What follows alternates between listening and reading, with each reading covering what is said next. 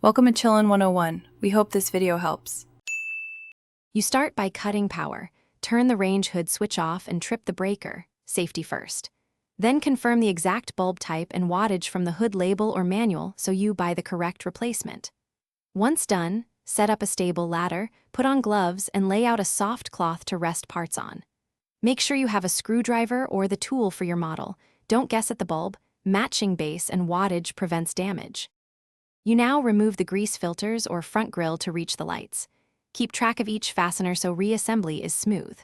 Next, unscrew or unlatch the lamp cover. Some Zephyr models use clips, others screws, so work methodically and put parts on your cloth. Once the cover is off, grip the bulb at the base and pull or twist per the fitting.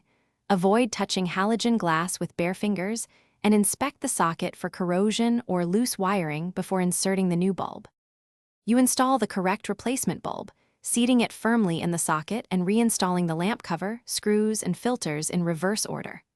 Once everything is back in place, restore power at the breaker and test the light.